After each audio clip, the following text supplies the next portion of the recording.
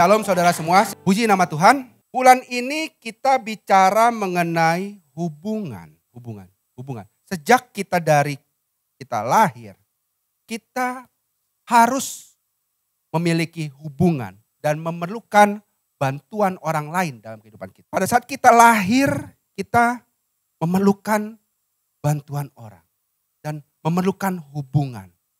Jadi, sebuah hubungan yang kuat akan membuat pribadi yang kuat. Setiap pribadi yang kuat memerlukan hubungan yang kuat. Kita baca satu statement bersama-sama dengan saya. Yang kenceng ya. 1, 2, 3. Saya kuat bila hubungan saya dengan sesama juga kuat. Hubungan itu harus kuat, saudara. Supaya apa? Supaya kehidupan saudara itu maksimal. Supaya kehidupan saudara itu bisa memenuhi maunya Tuhan dalam kehidupan saudara. Harus kuat, saudara. Tapi dalam sebuah hubungan konflik bisa terjadi nggak? Konflik suka terjadi, saudara. Dalam hubungan suami dengan istri, istri dengan suami, orang tua dengan anak, anak dengan orang tua, mertua dengan menantu, menantu dengan mertua. Konflik suka terjadi nggak? Terjadi. Dalam kehidupan pekerjaan konflik suka terjadi nggak? Terjadi.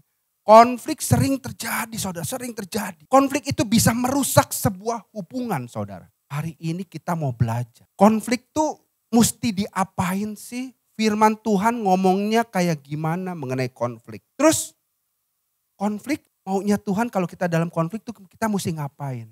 Sebelum masuk terlalu jauh. Konflik itu penyebabnya bisa macam-macam, saudara. Saya kasih contoh beberapa contoh aja. Pemicu terjadinya konflik. Pertama, komunikasi nggak lancar, saudara. Komunikasi nggak lancar. Komunikasi nggak lancar kita dengan istri kita, dengan suami kita. Jarang ngobrol. Dengan anak-anak kita, jarang ngobrol. Sekali ngobrol, kok kayaknya omongannya nyakitin hati ya. Kita dengan teman-teman live, ikut live sih tapi jarang ngobrol. Kok sekali ngobrol, kok berasa kayaknya gak enak ya. Rasa tersinggung. Kita dengan teman-teman kerja, satu pekerjaan jarang ngobrol. Sekali ngobrol, kok nyakitin hati. Karena jarang berkomunikasi. Nggak tahu maunya lawan bicara kita. Kita nggak sadar maunya anak kita. Nggak tahu maunya orang tua kita. Karena jarang ngobrol. Itu yang membuat konflik. Mau menang sendiri, egois, saudara. Menang sendiri egois. Apa-apa mau dirinya dulu diduluin. Orang lain mah masa bodoh. Kalau orang lain lebih diutamakan dibanding dirinya. Jadi kesel. Konflik. Egois, saudara. Egois itu pemicu terjadinya konflik. Yang kedua, masalah ekonomi. Apakah konflik itu terjadi karena masalah ekonomi yang kekurangan? Belum tentu. Masalah ekonomi itu menjadi sumber konflik both ways, dua sisi. Pada saat saudara diberkati Tuhan, bergandengan tangan sekeluarga, berdoa sama Tuhan, memuji, menyembah Tuhan, berterima kasih. Pada saat ekonomi keluarga saudara turun, saudara mulai menyalah-nyalahkan Tuhan. Konflik terjadi, anak mau sekolah, uang sekolahnya susah. Nyalah-nyalahin yang kerja, nyalah-nyalahin ini segala macam, semua jadi konflik. Itu kalau dari atas turun ke bawah, saudara. Kita balik dari bawah ke atas. Dulu ekonomi tidak diberkati, bergandengan tangan sama Tuhan. Yuk kita berdoa sama Tuhan Yesus. Tuhan Yesus pasti tolong kita. Pasti akan bantu kita. Berdoa bersama-sama sama Tuhan. Bikin mesbah keluarga. Pada saat diberkati gak ada kesempatan loh buat ngobrol. Semua sibuk masing-masing. Semua sibuk dengan urusannya sendiri-sendiri. Jarang ngobrol. Konflik terjadi. Masalah ekonomi bisa menjadi pemicu terjadinya konflik. Yang lainnya adalah cepat bicara, lambat mendengar. Dalam percakapan, dalam diskusi, terlalu cepat menyimpulkan. Orang belum selesai ngomong dipotong. Gue tahu maksud lu. Kan begini. Jadi miskom. Kalau udah miskom, konflik sering terjadi nggak? Sering terjadi. Merasa diperlakukan tidak adil. Lu sama yang itu kayaknya perlakukannya bagus bener ya sama saya kok gitu ya. Konflik terjadi. Faktor eksternal. Orang ketiga, anak, saudara, kerabat. Orang ketiga ini maksudnya kuntilanak sama genderuwo, saudara-saudara. Ini juga pasti akan jadi konflik. Hubungan yang di sini adalah hubungan konteksnya hubungan di dalam Tuhan ya saudara ya. Jadi nggak ada tuh nanti harus menjaga hubungan sama kuntilanak tapi nggak ada, nggak boleh saudara. Itu harus diselesaikan. Nggak boleh ada hubungan sama kuntilanak sama genderuwo saudara-saudara. Anak juga bisa menjadi pemicu konflik saudara. Lagi baik-baik, mami mah orangnya begitu ya. Udah nggak usah diladenin lah si mami mah. Anak-anak bisa menjadi pemicu konflik. Saudara, koko cici, laki lu mah begitu amat sih. Pemicu konflik. Hati-hati. Kehidupan seksual yang tidak sehat. Itu juga bisa memicu konflik dalam rumah tangga. Saya nggak akan lama-lama di sini karena ini bukan poinnya. Selanjutnya dalam sebuah konflik, bayangan kita seringkali kalau konflik itu di dalam konflik ada yang namanya piring terbang. Cung, gumprang. Atau cangkir terbang. Cung, prang. Atau meja yang bergetar. Seringkali begitu. Tapi ada juga yang makin sepi itu rumah, konflik makin tinggi tegangan. Silent, sepi. Biasa rumahnya ceria. Ada yang bercanda, ada yang ngobrol. Bisa bersama-sama ngumpul. Enggak ada yang ngobrol, enggak ada yang bercanda. Lagi konflik loh ternyata. Konflik itu enggak harus ada suaranya saudara-saudara. Konflik itu bisa namanya silent konflik. Perang dingin. Orang bilang, lagi perang tapi dingin menggigil. Enggak ya. Konflik saudara. Konflik yang enggak kedengeran orang. Tetangga enggak tahu lagi konflik. Karena enggak ada suaranya. Hati-hati juga dengan konflik avoidance. Penghindaran dari konflik. Menghindari konflik itu bagus kalau tidak berbohong saudara. Contoh gini. Saya tahu yang tidak disukai oleh istri saya. Tapi saya masih melakukan. Pada saat istri saya tahu konflik apa enggak. Supaya saya menghindari konflik, saya berbohong. Itu yang enggak boleh saudara. Dari awal harus tidak boleh dilakukan. Tidak boleh dilakukan yang tidak disuka sama istri saya. Itu namanya. Jadi enggak boleh menghindari konflik dengan berbohong. Pada saat kita dalam konflik, setiap orang itu berbeda-beda reaksinya. Berbeda-beda responnya. Respon negatif pada saat kita menghadapi konflik yang pertama adalah emosi berlebihan. Marah-marah gak keruan. Kalau gak setengah hari marah tuh gak akan selesai. Terus marah. Ditanya lu kenapa marah? Pokoknya gue mau marah. Pokok lu gak bener, pokoknya mau marah. Ditanya kenapa enggak dijawab. Enggak mau diselesaikan. Kalau belum setengah hari marahnya enggak akan selesai. Itu respon negatif kalau kita ada konflik. Terus marah berlebihan. Yang kedua berdiam diri saudara, mendiamkan. Berdiam diri. Kalau ada konflik malah diem. Enggak. Ditanya kenapa? Marah? Enggak. Tapi diem. Enggak respon negatif saudara. Ngediemin, berdiam diri. Lari dan mencari pelampiasan saudara. Pada saat ada konflik, di rumah mah ribet. Mendingan sama teman-teman nongkrong, main PS, hati-hati. Kalau ada konflik, respon negatif tuh bisa jadi lari. Mencari pelampiasan. Enakan sama teman-teman gua lah. Teman-teman gua mah happy, ceria, ketawa, di rumah mah ribet. Itu respon negatif loh saudara. Harusnya saudara tidak melakukan itu. Kalau ada konflik, mesti beresin di rumah. Respon negatif berikutnya adalah memutuskan hubungan saudara. Hubungan bisa putus karena kita merespon negatif. Udahlah, pulangkan aku ke rumah orang tuaku. Wah, gak boleh saudara. Itu respon negatif. Gak boleh, respon negatif. Ada cara-cara atau hal-hal praktis yang bisa kita lakukan untuk meminimalisir dampak dari konflik saudara. Yang pertama adalah cepat mendengar, lambat berkata-kata. Jadi kita dengerin dulu baik-baik, dengerin baik-baik. Baru kita respon saudara.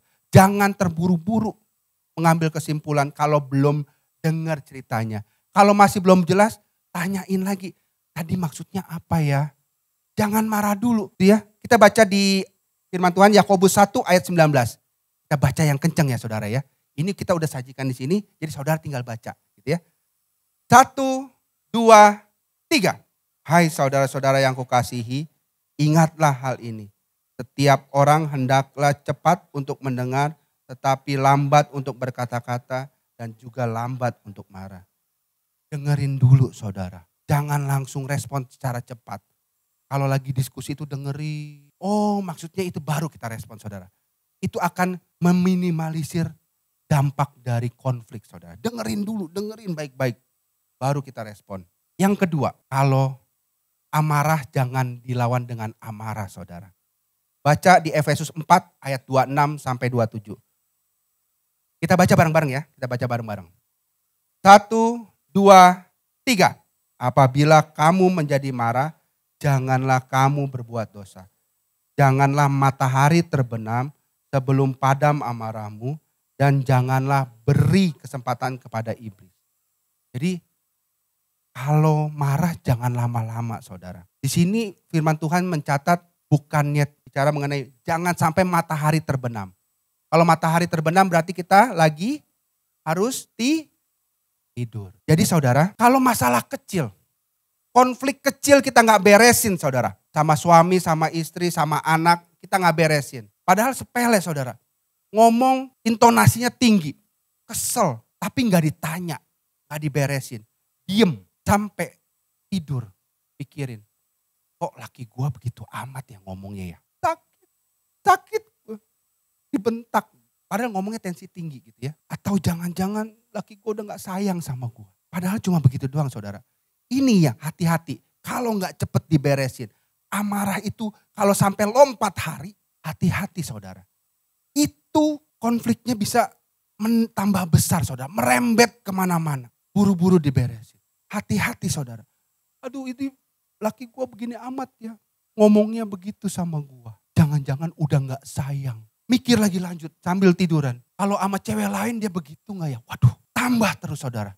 Mikir kemana-mana, melayang-layang. Padahal cuman ngomongnya agak tensinya agak tinggi. Tapi gak diberesin saudara. Jadi kemana-mana, hati-hati. Langsung beresin. Padamkan amarah. Jangan kasih kesempatan iblis untuk merusak hubungan saudara. Beresin. Yang ketiga, kalau amarah jangan lawan dengan amarah. Kalau lagi konflik saudara, yang satu omongannya tinggi, intonasinya tinggi, jangan dilawan dengan tinggi juga saudara. Kalau perlu diem dulu, dengerin. Karena orang kalau lagi emosi itu bisa terima informasi gak? Bisa terima masukan gak kalau orang lagi emosi? Gak bisa saudara. Pagernya tuh tinggi banget. Jadi tunggu dulu, tunggu dia selesai, reda. Kasih gelas sama air saudara. Tapi taruh di meja. Jangan di tangan. Kalau lagi emosi di tangan takutnya dilempar saudara. Taruh aja di meja. Siapa tahu abis marah aus saudara. Kasih aja. Nah kan aus kan ya udah kasih minum gitu ya. Atau beliin mie ayam juga saudara. Siapa tahu abis marah lapar kan. Kasih mie ayam saudara. Jadi intinya kalau lagi marah jangan kitanya ikutan marah juga saudara. Kalau lagi konflik itu jangan begitu. Kalau lagi marah lawan bicara kita. Kitanya kalau nggak bisa kita berbuat baik. Lebih baik kita diam dulu. Sampai reda marahnya baru ajak diskusi. Kamu kenapa marah-marah? Ada yang bisa kita obrolin. Jangan marah-marah dilawan. Marah-marah. Jangan saudara. Jangan begitu. Konflik dalam hubungan konteksnya diambil dari firman Tuhan di Matius 5 ayat 23 sampai 24. Ini konteksnya saudara-saudara. Saya akan sedikit pelan-pelan di sini ya saudara-saudara. Memastikan saudara-saudara menerima firman Tuhan ini dan melakukannya. Yakin melakukannya dalam kehidupan saudara. Jadi saya pelan-pelan. Kita baca bareng-bareng ya. Matius 5 ayat 23 sampai 24. Baca bareng-bareng yang rada kenceng saudara. Walaupun lapar rada kenceng gitu ya. 1, 2, 3. Sebab itu jika engkau mempersembahkan persembahanmu di atas mezbah. Dan engkau teringat akan sesuatu yang ada dalam hati saudaramu terhadap engkau. Tinggalkanlah persembahanmu di depan mezbah itu dan pergilah berdamai dahulu dengan saudaramu. Lalu kembali untuk mempersembahkan persembahanmu itu. Nggak kompak saudara. Kita ulang ya. Yang kompak saudara. Yang agak kenceng yang kompak. Saya nanti saudara ikutin gitu ya. Yang kompak saudara. Nggak kompak. Saya sudah selesai masih ada lagi yang lain gitu ya. Kita ulang sekali lagi. Yang kompak.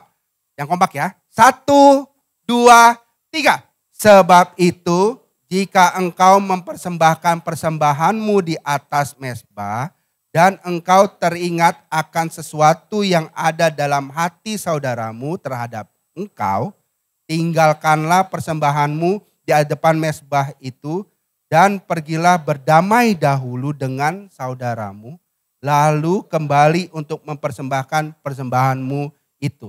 Yang setuju dengan firman Tuhan ini tepuk tangan buat nama Tuhan Yesus. Dalam firman Tuhan ini ada dua konteks, saudara.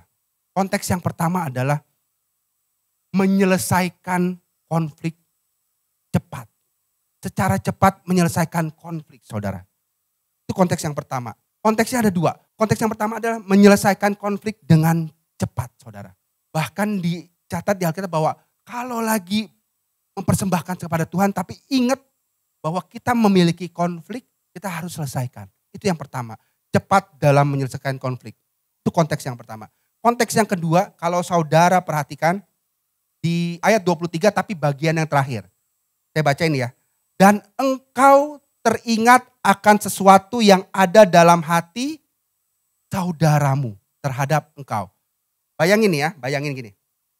Kalau saya lagi mempersembahkan persembahan kepada Tuhan. Saya lagi mempersembahkan, persembahkan kepada Tuhan, memuji, menyembah Tuhan. Tapi saya teringat sesuatu yang dalam hati saudara saya. Bukan dalam hati saya nih. Saya tahu bahwa saudara saya ini memiliki konflik dengan saya. Saya rasa kok kayaknya saya mah baik-baik aja. Dia aja yang bermasalah sama gua. Bukan masalah gua dong. Dia yang memiliki konflik dengan saya. Saya emang gak ada apa-apa tuh. Tapi firman Tuhan ini tulis, kita harus diminta berdamai. Walaupun kitanya gak ada apa-apa. Tapi saudaramu itu yang memiliki konflik dengan kamu. Memiliki sesuatu yang gak beres terhadap kamu. Diminta untuk diberesin. Enggak cuma rasanya, cuma masalah lu aja. Lu kan yang bermasalah sama gua. Bukan masalah gua dong. Lu yang punya konflik sama gua mah gak apa-apa sama lu, biasa aja. Lu yang bermasalah. Tapi di sini ditulis bahwa pada saat kita tahu saudara kita marah sama kita. Saudara kita memiliki konflik sama kita. Walaupun kitanya gak apa-apa. Walaupun kitanya biasa aja. Kita harus berdamai. Itu konteksnya. Menyelesaikan konflik. Jadi saudara-saudara, menyelesaikan konflik itu tugasnya siapa? Apakah saudara yakin kalau menyelesaikan konflik adalah tugas saudara? Yang setuju sama saya bahwa menyelesaikan konflik adalah tugas saya, boleh lambaikan tangan. Lambaikan tangan. 10% saudara. Maaf ya, ini agak begini karena silau. Sekali lagi, ini gak yakin ya sama firman Tuhan ya? Yakin gak nih firman Tuhan bahwa kita disuruh berdamai? Yakin ya? Kalau yakin, angkat tangan yang tinggi gitu ya. Yang yakin bahwa konflik itu harus diselesaikan adalah tugas saya, boleh lambaikan tangan? Lambaikan tangan, lambaikan tangan. 99%. Puji nama Tuhan. Tepuk tangan dong buat nama Tuhan Yesus. Harus yakin sama firman Tuhan saudara. Harus yakin sama firman Tuhan. Karena ini buat kebaikan kehidupan saudara. Buat kebaikan kehidupan saudara. Harus yakin bahwa menyelesaikan konflik itu adalah tugas saya. Pertinyi. Tugas menyelesaikan konflik itu pada saat saya posisinya salah aja. Atau kayaknya gua bener nih. Gua mesti menyelesaikan gak ya? Gimana saudara? Harus pada posisi salah aja atau benar juga harus menyelesaikan konflik? Dua-duanya saudara. Pada saat saudara posisinya benar, saudara harus inisiatif menyelesaikan konflik. Apalagi pada saat saudara sadar bahwa saudara yang salah. Saudara harus berinisiatif menyelesaikan konflik. Jadi saudara benar juga ada konflik, saudara beresin loh. Ya, janji sama Tuhan loh. Benar atau salah menyelesaikan konflik saudara. Inisiatif, itu yang penting saudara. Gua mah bener, lu yang datang dong ke gua ajak ngomong. Jangan begitu saudara. Hari ini firman Tuhan ngingetin kita. Kita yang mesti inisiatif beresin. Karena hubungan ini tanggung jawab kita saudara. Mendiamkan itu enggak menyelesaikan konflik saudara. Ya udahlah, biasanya juga didiemin ntar juga baik sendiri. Hati-hati saudara. Hati-hati. Didiemin itu dikumpulin saudara-saudara. Hati-hati, jangan didiemin. Mendiamkan itu tidak menyelesaikan konflik. Jangan didiamin. Cara-cara menyelesaikan konflik menurut firman Tuhan adalah satu, fokus menyelesaikan inti konflik, jangan kulit luarnya aja. Jadi ini referensi firman Tuhannya itu saya ambil dari Markus 9 ayat 33 sampai 37. Jadi nanti saudara baca di rumah, baca-baca lagi dilihat. Konteksnya adalah Markus 9 ayat 33 itu. Pada saat murid-muridnya itu terjadi konflik, pertengkaran. Bahwa siapa yang terbesar di antara mereka. Pada saat Tuhan Yesus tahu murid-muridnya sedang konflik, apa yang dilakukan? Udah ini ya, Petrus kamu sama Thomas kamu konflik nih. Udah saya tentuin bahwa Petrus saja yang paling terbesar deh. Itu kan menyelesaikan konflik kan saudara? Masalahnya selesai. Tapi konfliknya itu nggak selesai saudara. Harus dilihat sebenarnya inti dari konflik itu apa sih? Apakah memang siapa yang terbesar di antara mereka atau ada kesombongan di dalam kehidupan mereka? Tinggi hati. Setelah ditunjuk siapa yang terbesar, mereka bisa memerintah sesama murid-muridnya tuh teman-temannya. Makanya firman Tuhan mencatat bahwa Tuhan Yesus itu nggak langsung menentukan siapa yang terbesar. Tapi Tuhan Yesus bilang siapa yang terbesar di antara kalian harus melayani. Siapakah yang terbesar yang makan di meja makan atau yang melayani? Pasti kan di meja makan. Tapi aku datang untuk melayani kalian semua. Firman Tuhan itu mencatat bahwa bukan masalah terbesarnya, tapi masalah tinggi hati yang ada di situ. Seringkali itu yang kita terlewat. Contohnya lagi, saya itu suka nonton Netflix, saudara. Suka nonton Netflix. Kalau Sabtu Minggu itu Netflix itu kesukaan saya, saudara. Karena saya berasa saya istirahatnya begitu gitu ya, nonton Netflix gitu ya, nonton YouTube bolak-balik gitu ya. Nah, di satu saat istri saya itu marah sama saya. Marah sama saya karena nonton Netflix kebanyakan. Ternyata setelah saya pikir-pikir, harusnya enggak karena Netflix-nya saudara. Apakah dengan saya berhenti nonton Netflix, konflik itu selesai? Belum tentu saudara. Saya enggak nonton Netflix, saya bersama-sama deh berduaan. Tapi enggak ngobrol. Tapi saya enggak diskusi, enggak ngeliat satu sama lain. Jadi bukan karena Netflix-nya saudara. Tapi karena quality time-nya yang enggak ada. Jadi yang mesti diperbaiki itu quality time-nya. Itu yang dimaksud dengan inti dari konfliknya. Bukan karena di permukaannya. Aku gak suka kamu pulang malam. Bukan karena pulang malamnya saudara. Dengan saudara pulang cepat tapi saudara gak melakukan apapun sama aja. Bukan karena pulang malamnya. Tapi quality time-nya. Pada saat saudara bersama-sama saudara ngapain? Quality time-nya. Quality time-nya yang harus diperhatikan saudara. Yang kedua, menyelesaikan konflik itu gak boleh menghakimi. Dalam konteks tadi Markus 9 ayat 33. Apakah Tuhan Yesus tanya, ayo ini siapa nih yang duluan bertengkar nih mengenai siapa yang terbesar gitu. Ada gak dicatat begitu? Gak ada saudara. Enggak dihakimi. Tapi dicarikan solusinya. Diberikan solusi yang benarnya. Bahwa harus merendahkan diri satu sama lain. Harus melayani satu sama lain. Tidak boleh saling merendahkan satu sama lain. Yang ketiga, menyelesaikan konflik dengan fokus perubahan hidup. Saudara, kalau pada saat konflik tapi tidak ada perubahan hidup yang berubah, itu pasti akan kejadian lagi konfliknya saudara. Kejadian lagi. Kalau konflik itu harusnya kita belajar. Ini konflik terjadi karena apa? Apa yang harus saya lakukan? Apa yang harus saya perbuat dalam kehidupan saya? Apa yang harus saya perbaiki dalam kehidupan saya? Diingat-ingat dan jangan dilakukan lagi saudara. Menyelesaikan konflik itu harus hidupnya berubah. Harus hidupnya berubah. Yang terakhir, say sorry dan jangan lakukan lagi. Jangan sampai saudara sorry-nya jadi murahan. Sedikit-sedikit sorry. Sedikit-sedikit sorry. Bilang sorry supaya cepat selesai. Bilang sorry supaya nggak dimarahin lagi. Tapi nggak ngerti salahnya kenapa. Nggak ngerti apa yang nggak boleh dilakukan. Sorry itu bagus saudara. Kalau salah memang harus bilang sorry. Tapi jangan lakukan lagi yang paling penting. Jangan lakukan lagi. Sorry harus saudara, tapi jangan murahan. Sedikit sorry tapi tidak ngerti. Udah sorry deh. Besok lakukan lagi. Yang penting adalah sorry. Ingat jangan lakukan lagi. Itu yang paling penting.